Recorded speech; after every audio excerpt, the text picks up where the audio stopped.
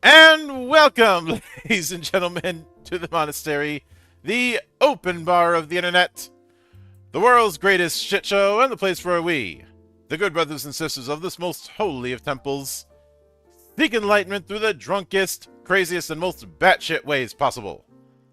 I am your one and only gaming monk, better known as Mildra, and with me I have a returning good brother, coming to us straight from the world of Shades of Vengeance, for our most frequent guest here. Previously here for a lot of different projects. The most recent one before this was Era Crueltide. Now back with Era Marscape. So we're going from a screwed up version of Christmas to a screwed up version of Mars, the one and only Ed Jowett. How you doing today, man? Hi everyone. Hello. I'm doing good, thank you. Thank you for having me back. As you say, you're very generous with your time, as indeed are your listeners. Mhm. Unless you find that all the episodes with me had just dropped to 0 listeners, that would make sense. Mhm. Yep. But Oh, he's doing another project. Okay, all right then. no, Yes, I'm going to hear a Marscape. Mhm. Yep. And you have very much promoted Era Marscape as being your spin on doing Doom in tabletop form. That's right. Doom. Let's call it Group Doom. Mhm. Because obviously Doom is the one Doom guy is the center of the universe. Mhm. But obviously, tabletop role-playing games are generally, not Mhm. exclusively, but generally more of a group effort. So I wanted to translate that into something that made sense. And what I came up with was Era Marscape, which is, I guess, group Doom where your group tactics matter. Mhm. I guess, as a really short explanation. Oh yeah, and obviously, Doom has gone through some radical changes over the years, going all the way back to the original, Mm-hmm. which I know I think you had stated in the book that you had sent me the beta, that a big inspiration was when you had streamed Doom 2016. But were you familiar Mm. with the Yeah, original run before yeah. that? I had played Doom when I was a little younger than I am now. Hmm. Let's claim that I'm not so old that I remember when Doom came out and had it on the Commodore Amiga. Uh, Um, yeah, hmm. I'm familiar. I'm very familiar with the original Doom. I'm less familiar with sort of Doom 3 because I played the original and Doom 2. Hmm. Doom 3 and most of the stuff that came after that, I'm really not very familiar with until you then get to Doom 2016 and then Doom Eternal, which I played actually on a stream that's been releasing during the Kickstarter. I thought people might enjoy Yep. seeing what my take on that is as I go through that game. Sadly, very little of that game was based on Mars, Hmm. and I actually found it a bit disappointing. I'm sad to say. I really enjoyed Doom 2016 a lot more. I think, Hmm. which is Um, a bit sad. It wasn't awful. It just wasn't quite as good. yeah, I did a Doom tier list with my buddy Sig Hmm. a few months back. Yeah. Just going through everything from the original 3 episodes of the first Doom all the way to the Dark Ages. And when it comes to 2016, I felt it's fine. It kind of loses its momentum in the third act, much like the original. That's true.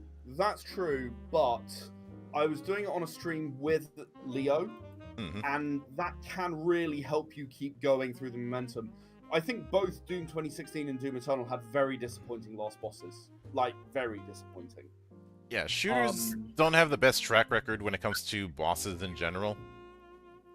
well, that's the thing. The second to last boss in Doom Eternal, I actually Hmm. thought was quite good. It was the priestess.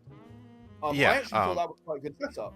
And then the last boss is like, oh no, blow his arms, like blow the armor off his arms, and then blow his chest off, and all of that stuff. And hmm it's like, okay, all yeah. right, fair enough. Maybe they All could right. have made it up with it if you hacked through the thing and found John Romero's head in the center of it. Ah, Or like some piece of Samuel Hayden which had dropped off at some point yeah. and was actually controlling the evil bad guy because Samuel Hayden is definitely an evil bad guy. Yeah. I remember having a good laugh. I don't know if you remember Mildra, but in Era the Consortium, Hmm. like the leader of the most major corporation is a Hayden. Hmm. The surname Hayden. This was completely unknown to me when I played Dune 2016. that a character called Samuel Hayden, who is responsible for opening the portal to hell, would turn up, and Leo and I just looked at each other and burst out laughing. It was very funny. Yeah. Though there actually wasn't much in the way of Doom between 3 and 2016. There were a couple. No. Aside from the fact that there was that, by the time we get to Doom 3, there was that internal fighting that happened within id that led to Romero leaving, forming Ion Storm. Right. If you want to know where the canary in the coal mine was, it was the development of Quake, which of course it was. Quake was Romero wanted to do the time traveling RPG thing, which would later be used for Daikatana. You know how that story ended. Right. Yeah. But in between 3 and 2016, there was one expansion episode for Doom 2 when it got ported to the 360. No Rest for the Living, which was done by Nerve and is really, really good. It's probably one of the best Doom 2 episodes. Right up there with, say, the Plutonia Experiment, which has its own infamy because of how evil that thing can be. By design, Yes. the Casali brothers outright said... a bit hard for me, to be honest. There's a limit to the length of time I can spend on any given game, obviously with all the work I've got. Yeah. But yeah, I respect the fact that the Casali brothers were completely unapologetic about how hard they made it. Yeah. I mean, it's like Dark Souls, right? Mm-hmm. You know what you're getting into, at least by industry reputation or game reputation, community reputation. That's what I'm looking for. Mm-hmm. You know what you're getting into when you get into it, right? Oh yeah. If you have the time and space to do that, then good on you, right? I love a good Dark Souls game, but I know that it's going to take me like 3 months, given the amount of time it's going to take, given the amount of time of actual gameplay I'm going to have. Yeah. So, I love a good Dark Souls game, Dark Souls 2 being my personal favorite, but, that's just, you know what you're going into. So, yeah, no, I wouldn't want them to be at all apologetic about how hard it is.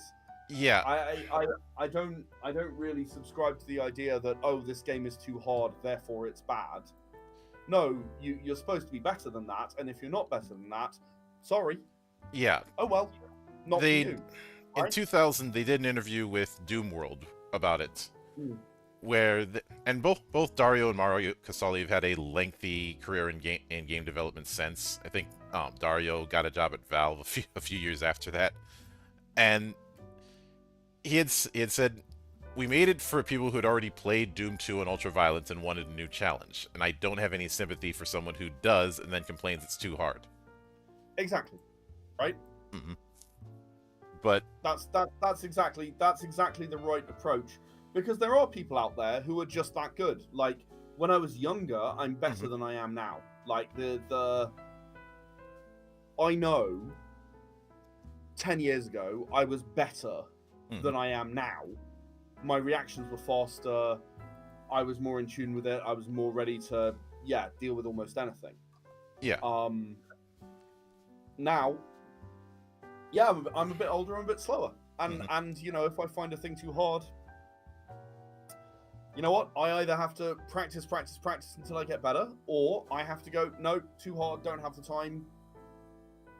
Yep. You win. Mm-hmm.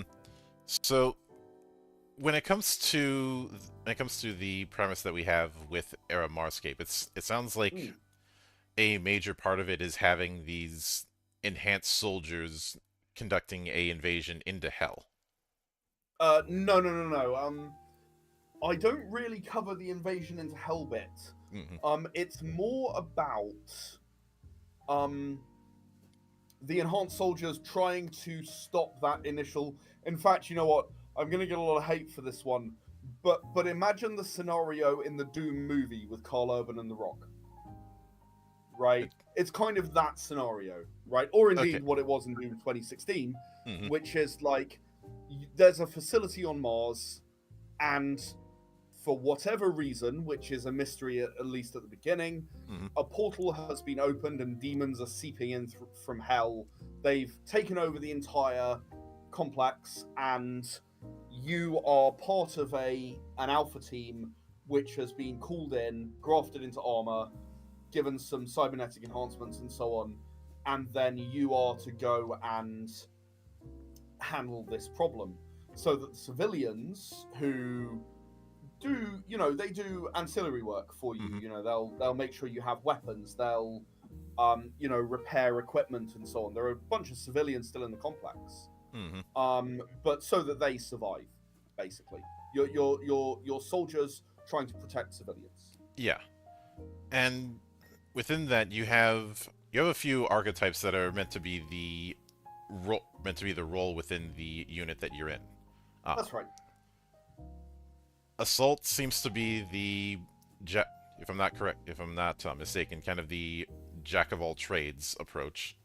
The idea is less a jack of all trades thing than it's kind of like it can do anything. Like, you can absolutely specialize in an area, but it's not going to be something that the others do. I mean, I'm sure we'll come to the others in a moment, but it's not going to be something the others do. It's going to be stealth, or it's going to be negotiation, commercial.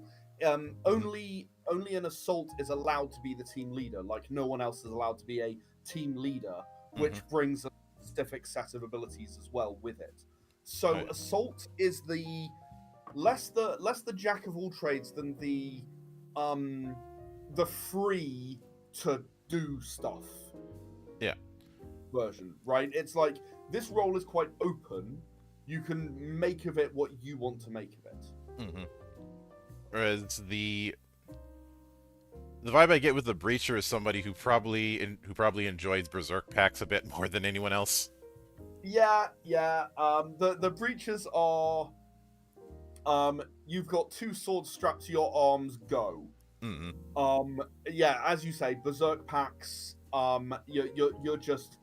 But not only that, thanks to the Breacher armor, you're actually the most heavily armored person in the group. So you are there to stand between the demons and the rest of your group, right? You're there as the wall to stop the demons getting close, so that the less armored assault, heavy specialists, so they don't die, basically, while they're trying to do the thing they're trying to do. And of course, when it comes to the next one, the heavy, that's kind of self-explanatory, I'd say. It is. You are the heavy weapons guy. There's a few alternatives for heavy weapons. My personal favorite is the plasma cannon, which is a large AoE weapon. There's also a what do I call it? It's not called a minigun. What do I actually call it in the book? Now you've got me. Assault cannon is what I call it. That's actually a reference to. I decided to call it an assault cannon in reference to Deathwing Terminators from Space Hulk.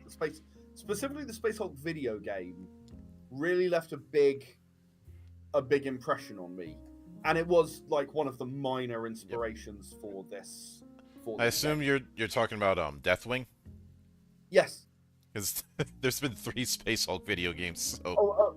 I'm talking about a very, very old one from like the 90s. There was a Deathwing mode for it, but it was just called Space Hulk at the time, I think. If it's the one I'm thinking of that had the subtitle "Vengeance of the Blood Angels," no, I don't. Probably not. It probably would have been the very first Space Hulk game. Yeah. But I don't remember. You definitely were playing as Deathwing Terminators. My Deathwing mode never worked for the game, so I could only play the other modes. I remember there was a big thing at the bottom that said Deathwing, and I couldn't click on it, like it didn't work. Yeah. But I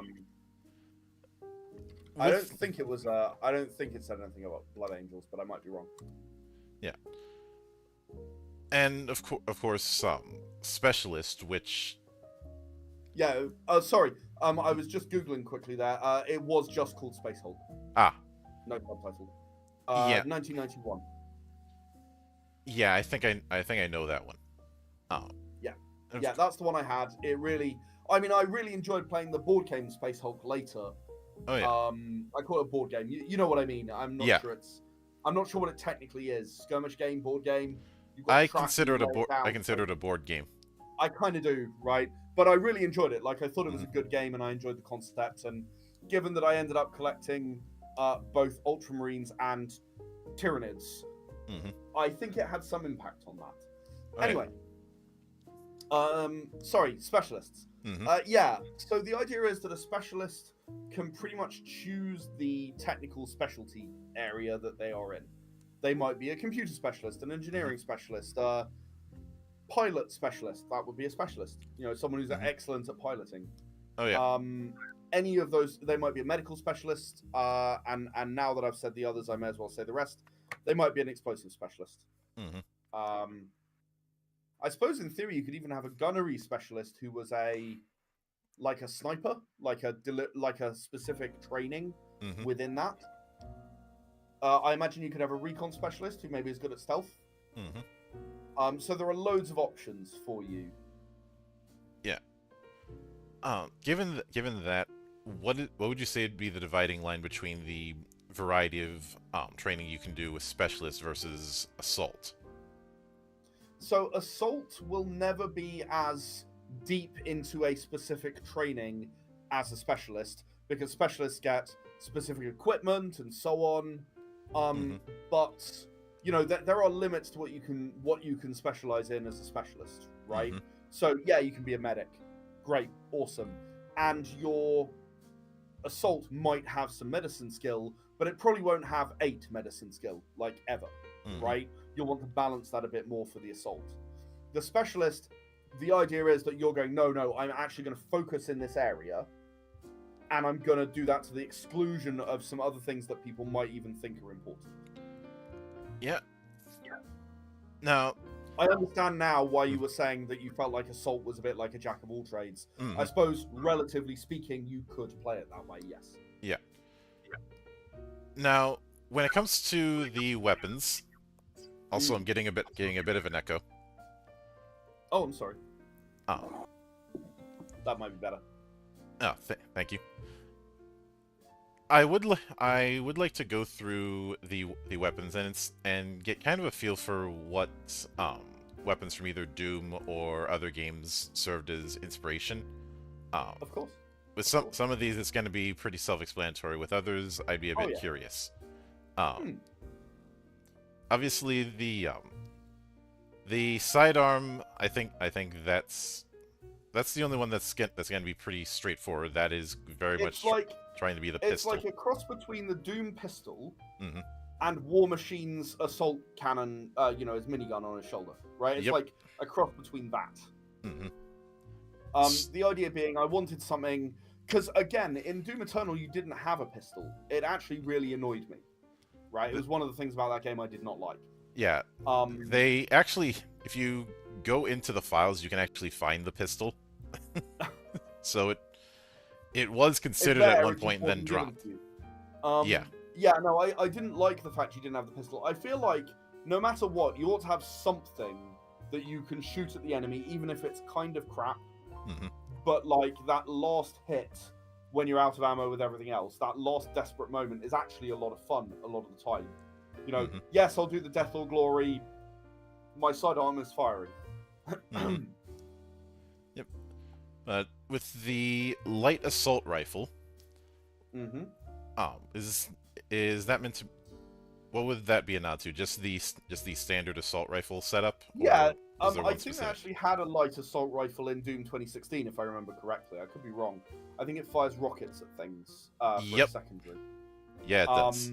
And yeah, it was like, okay, well, I want to do like a lighter one and a heavier one. The light one is like, I don't have loads of encumbrance. I just want a main gun to rely on. But like specialists might rely on the light assault rifle because they're carrying so much weight in. I don't know, let's say I want a computer pack and an engineering pack. That's pretty much all of my encumbrance taken at that point. So at that point, I need a lighter weapon. I don't want to just have the sidearm. I want something that's serious. Yep. And the heavy assault rifle, as it actually says in the book, it's also used by unmodified humans, so it's usable by the civilians to defend the area or whatever. Oh yeah. Now the heavy assault rifle, I feel like that's one that's more specifically made for the type of soldiers you're playing as, and yeah, It's like, yeah, it's like the light assault rifle was designed for normal assault troops, and the heavy assault rifle was kind of like, okay, well, let's go a size heavier. You know, someone who you're gonna have to be someone who's bigger and stronger than a normal human in order to wield this super effectively. Yep. It's really just a clear, direct upgrade of the light assault rifle.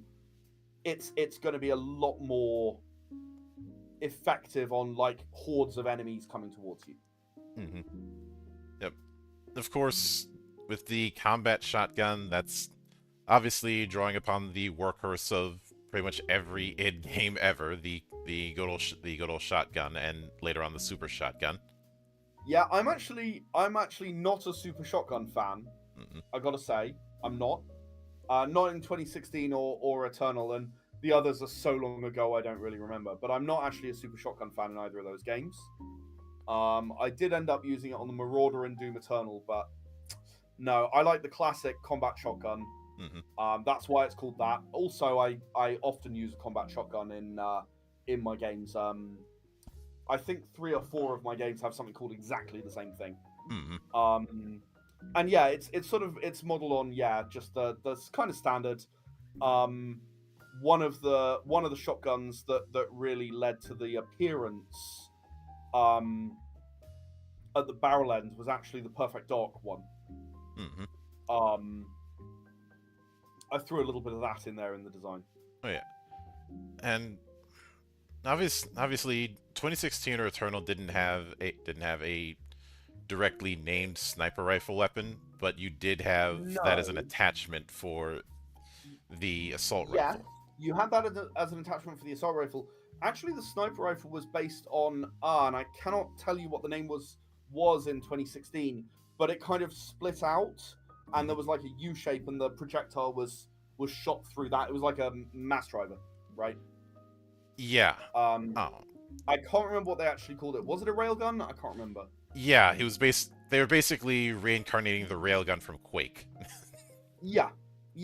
That's kind of what the sniper rifle was here. It's supposed to be, an electromagnetic weapon. And yeah, it's one of the reasons that it's extremely powerful at close range is actually Resident Evil 6, which I think I might be the only person in the universe that liked it. But never mind. I didn't like it as a Resident Evil game, for the record. I just liked it as a game. Oh yeah, I didn't think it was a great Resident Evil game. That's been the narrative I've been seeing in the last few years with that. Where people have they did a remaster of it, and I played the remaster and enjoyed it again. So but Piers was great fun, and when you would be close to an enemy, you would just have this close range like animation of like you'd stick it under their head and blow their head off with the sniper rifle. That's like a 50 cal sniper rifle. I thought that was hilarious, and I've integrated in here saying no, you know what, you can use this in close combat if you want to. Yep. And of course, having the underslung grappler, that's that's clearly a nod to the meat hook. Obviously a nod to the meat hook. Yeah. Yeah. I thought that would be fun. Oh yeah. Now when it comes to the arm blades, the other thing about the underslung grappler, a lot of people underestimate the importance of your exact location in a tactical game like this. And where speed is actually applied within the Era D10 rule set, you might have trouble getting from A to B, so it is actually useful. Oh yeah. It's just, is it worth the wait? That's EIGH, not AIT. Yeah. Now, obviously the sword arm, we've covered that. Kind of covered. Yeah. Yeah. The blaster halberd. But others can actually have them as well. Yep. As long as they're wearing breacher armor. So you can get breacher armor. It limits you in other ways. Yeah. The blaster halberd. I'm curious what inspired that. I was just like, someone is going to go, right, but I want a melee weapon and a shotgun. So I was like, fine. Fine, I'll do it. You didn't have to call me out like that. You didn't have to call me out like that. I knew that someone would want it. And I just thought, okay, okay, go on then, do that. Yep. But when it comes to the assault cannon, I'm guessing that was inspired by the chain gun, especially given the multiple barrels. It is somewhat. I mean, again, it's like the minigun motif is not an uncommon one. What did they have in Doom Eternal? They had was it called assault cannon? Actually, Turok made its way in here because it's got one that looks a bit like this, the Firestorm cannon. You know, it's sort of like I threw in a lot of things that kind of made me feel nostalgic for like older FPSs. Oh yeah. And obviously the plasma cannon, well, the plasma cannon itself, though. I mean, it looks nothing like the BFG. It doesn't even function like the BFG because the BFG makes a straight line, and this just fires a puddle, if you like, of plasma. Yeah. But it is, you know, like, obviously the fact it's a plasma cannon is a reference to the BFG, which I believe is supposed to be a plasma cannon. I'm not entirely sure, actually, anymore. Yeah. There's At one point it was supposed to be, I think. The early versions use cell ammo, the same that's used by the plasma rifle. Yeah. Yeah. Originally it did one big shot and then did 40 tracer shots to anything in the area, which was kind of hacked together. In Doom 64, it went out in more of a cone shape, and was it Doom 64 as well? And I played it. Goodness, yonks ago. I have a working N64. I have actually been playing The Legend of Zelda recently with my son. Yes, I forgot there was a Doom 64, and I own it. Yeah, I haven't played it in many years. Many years. Doom 64 is an interesting beast. It's in some ways kind of a successor to the Doom port that was on the PS1. Oh, really? Including the fact that both had Aubrey Hodges handling the music, which goes for a bit more of an atmospheric approach than the original did. There were some monsters that didn't make the cut. Pain Elemental unfortunately made it, but things like Revenants, Spider Masterminds, and Archvile did not make it. Maybe because of cartridge space. Archvile is one of my favorites, actually. Yeah. That was 64 is also the first appearance of the Unmaker. Oh right, okay. But okay. I earned it in Doom Eternal. That's where I heard of it. So yeah, that makes sense. That's where they brought it back. Yeah. Originally for 64, you had to get a set of demon keys in order to get it, and those were mostly in secret levels. Yeah, it was pretty similar actually. In Doom Eternal, you had to go into the Slayer gates, the secret levels basically, and do the arena thing and so on. Yeah. Yeah. There was also the fact that 64 didn't reuse any levels from like Doom 2, mostly because it wasn't designed by it was designed by Midway. There was a bit of tension about what they could and couldn't do from it at the time, and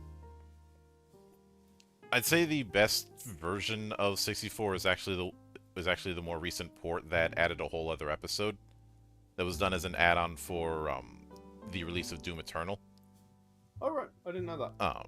Before that, the version I always recommended to people was a unofficial port called Doom 64 EX. Which... Oh well, if I was to play it, I would play it on the N64 Classic, right? Mm-hmm.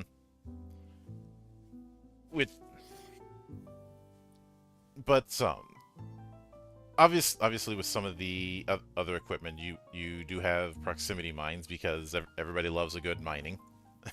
Well, I mean, you know, I I wanted to keep the equipment relatively limited in this pocket rulebook because Mm-hmm. if people really like it, I will expand it very happily. Oh yeah. But yeah, the proximity mines, the specialist equipment, the Mm-hmm. flares, the Mm-hmm. night vision. It was like, right, well, I really can't get away with not doing this. Oh yeah. And it does seem that encumbrance is a significant deal within the era system, but it seems an Yeah, even bigger deal here. yeah, encumbrance really matters in this game. Mm-hmm. Like, what your encumbrance is going to significantly affect what you can take with you. Mm-hmm. Your blaster halberd is 7 encumbrance. That's a load. That's a load. Yeah, and I have a feeling the main people who are going to take something like the blaster halberd are going to be breachers. Probably. Uh, Although, if you're then taking standard armor, you actually have more space for it because mm-hmm. 10 encumbrance is not too hard to come by, right? Mm-hmm. That's just 3 strength and 2 stamina. That would give you, plus your size, would give you 10 encumbrance. You could take standard armor and a blaster halberd. I'm very sorry, Mm-hmm. and that would fit. Yep. So I'm not certain that's necessarily true. It could Mm-hmm. depend. So when it comes to the demon side of things, Mm. I instead of going down the list of the ones that you have, I'd like to pick a few from the Doom games and what would be a rough equivalent within era Okay. Marscape. Okay. I So, mean, I didn't want to go too close. Like, creature design, as you've just pointed out, mm-hmm. is one of those places where companies can get very, very protective of their IP. Oh yeah. So I didn't want to go too close. So Mm-hmm. what I've done is sort of do my own version of the creature. Yeah. So yeah, no, happy to go ahead. Yeah, and this is mainly in terms of combat equivalent. So we'll start out with the good old-fashioned imp. So the imp isn't super well represented. I suppose the closest thing would be the aberration, but the aberration's probably a little stronger. Mm-hmm. What I would do if I wanted the imp feel is I would probably go for something more like, how do I put this? Like a corrupted human is the way I would do it. Like Mm-hmm. they're kind of, yeah, like kind of, they can chuck fire at you, but they're basically, yeah. Yeah, I could get You know that. what I mean? Mm-hmm. Pinky. Pinky. That's somewhere. You know what? Probably a berserker. Mm-hmm. It's probably a berserker. Mm-hmm. They're really annoying.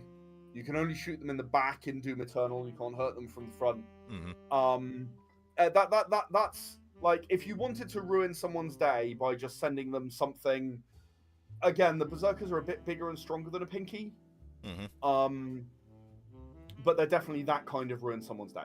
Yeah. What about the Hell Nobles? So the Hell Knights and the Barons of Hell? So those are, I've gone the other way with those. Those have been kind of nerfed slightly, and they're the demon soldiers. Mm-hmm. So the demon soldiers, they are very strong, right? They are not to be trifled with, but they aren't quite on the same level as like the Hell Nobles, as you say. Mm-hmm. The Hell Knights and those guys. They're really bad. But demon soldiers, they fight a bit smarter than some of the others, I think, is the way I'd characterize them.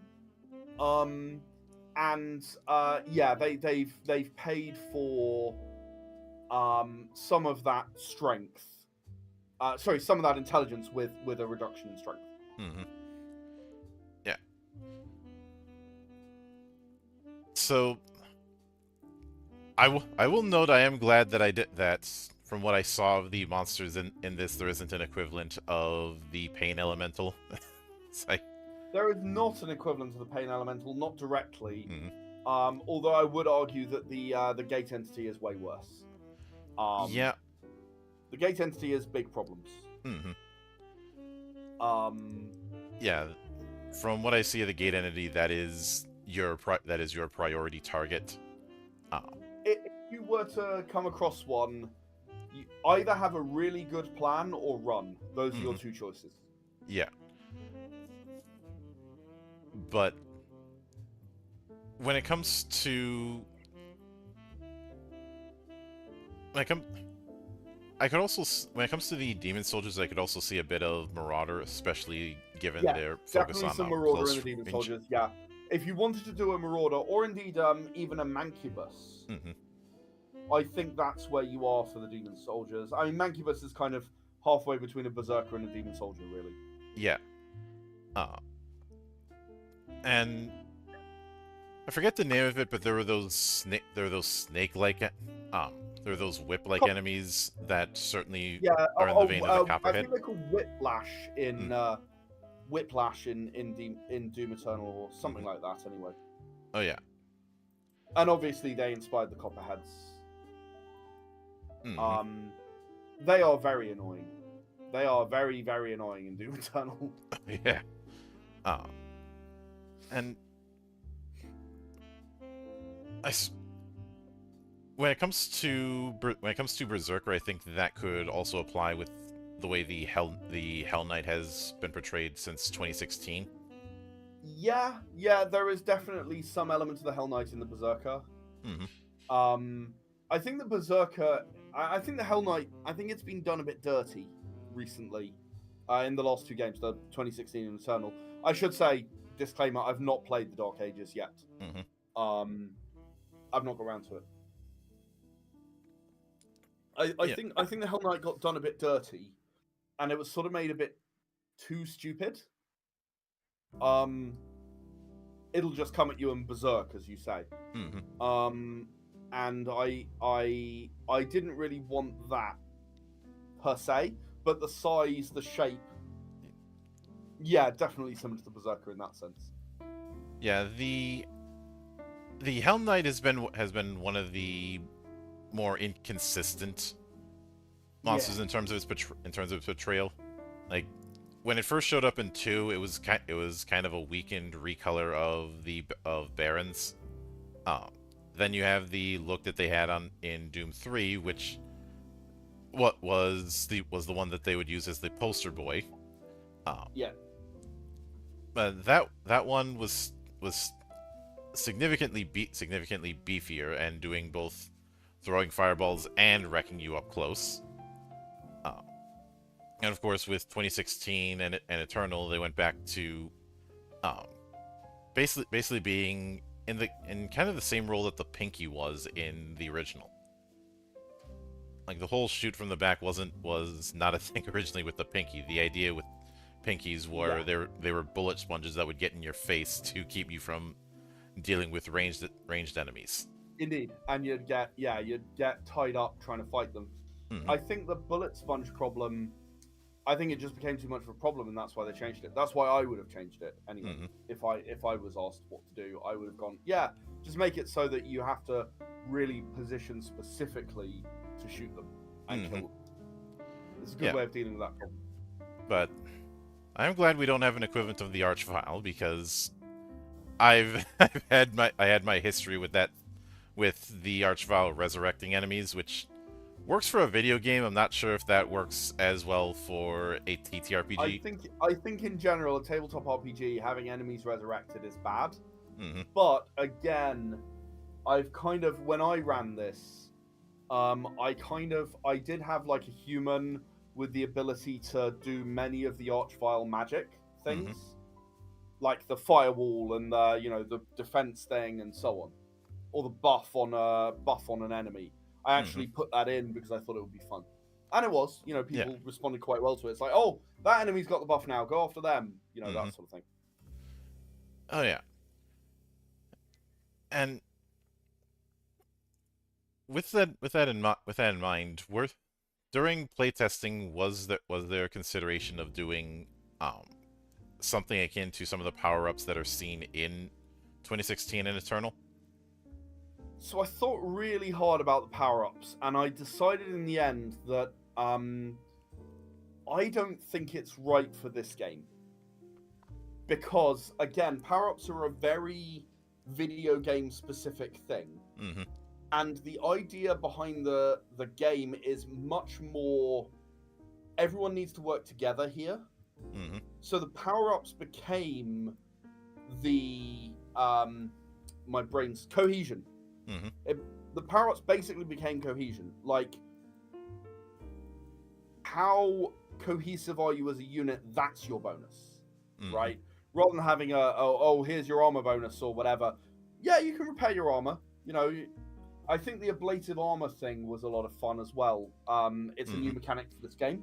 So as you take damage on your armor, it gets less effective. Mm-hmm. Right? So it starts at a certain level, and then you cross them off, and you gradually move up. It's all shown on the character sheet.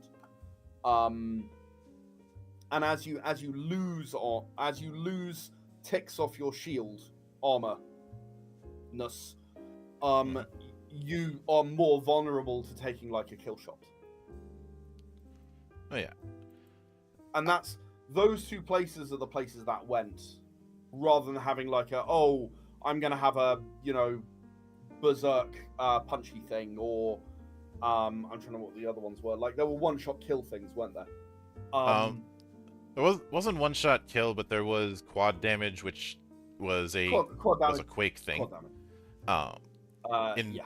And there's in Doom Eternal, there's one where like your weapon is powered up and it's like a one-shot kill, which might be quad damage. I'm not sure. It wasn't quad damage. That was only in in Eternal. It was like Not pick up this green orb and your gun now like does like so much damage it kills everything in one shot. Yeah. Which is understandable in something like Eternal, where you are vastly outnumbered and outgunned and are constantly. I've described Doom Eternal as doing a spinning class on stationary bikes, where you're going at full blast all the time.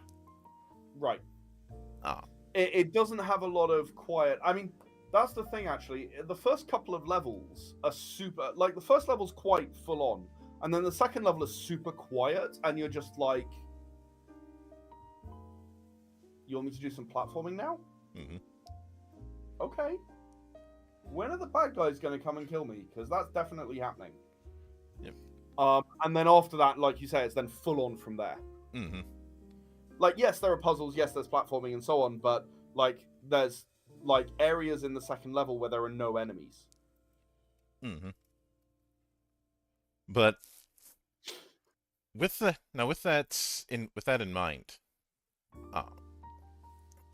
I do think it's interesting that you had a different version of ammo tracking within this one, and giving it its own spot on the character sheet. Yeah. What prompted that? Was that just a way to make it so that ammo was a bit easier to track, or was there a different reason for it? So I do need to mention Jonathan at this point, who contributed.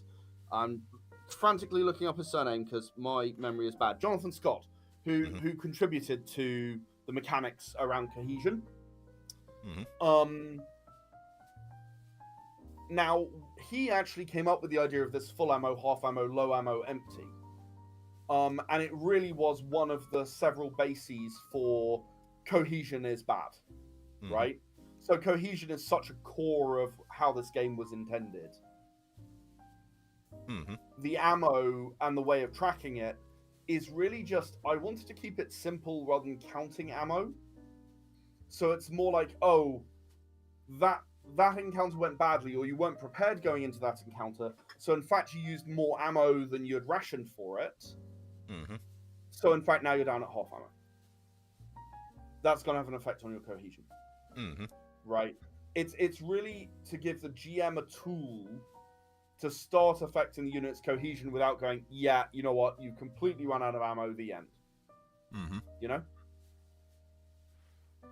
Yeah, a moderate fumble might mean that you have a magazine of duds, and that might drop you to half ammo, for example.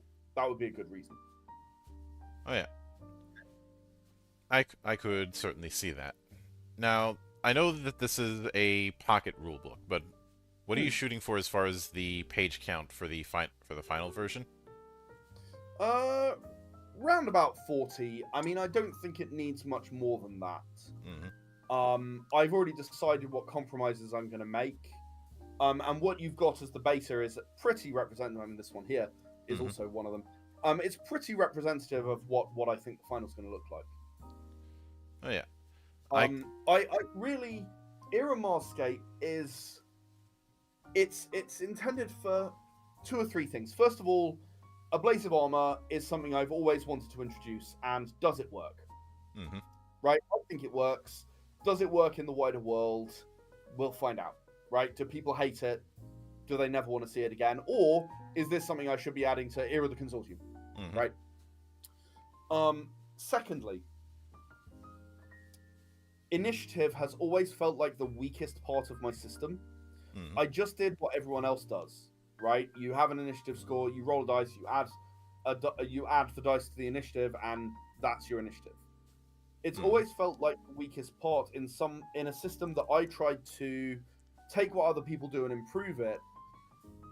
I might criticize myself as being a bit lazy. I just kind of did what everyone else does. And what I wanted to do with Era Marscape was take a new approach to initiative, which it does. And those 2 things were the primary reason that Era Marscape exists.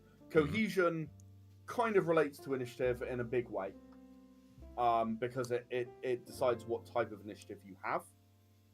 And beyond that, yeah, you guys are just...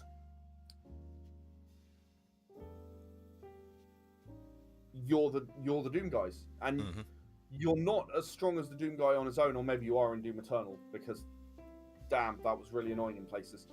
But there are, maybe 3, 4, 5, 6 of you, right?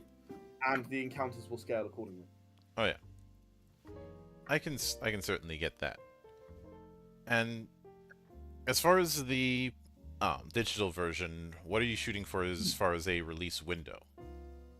Oh, I'm pretty much ready to go. I need some final things to get sorted out, but if it's not ready at the end of the Kickstarter, which is in 7 days from now, I'd be quite surprised. I don't have that much more to do. I've just got a couple more tiny tweaks. The print version, I expect to take another week beyond that. I don't need this to have a really long turnaround. The game is more or less ready, as you've seen. There are some layout tweaks to do, and that's it. Sorry, my review, a couple of small tweaks, layout tweaks to do, and that's it. Oh yeah, and I'll certainly look forward to seeing how it develops. But with all that said, I do want to sincerely thank you for taking the time out of your schedule to come all the way to my monastery and enjoy the madness that happens here. It's always a pleasure. Thank you for having me. Yep, and anytime you see fit to return, of course, the door is always open. As I'll bear that in mind, because I may ask to return sooner than you think. Of course, a sincere thanks also goes out to everyone who took the time out of their schedule to come onto the show and enjoy the madness. And there'll be plenty more where that came from, as there always is here, on the open bar of the internet. But until then, on behalf of the good brothers present and not present, my name is Mildra. I am your gaming monk. Stay fucking frosty, everybody.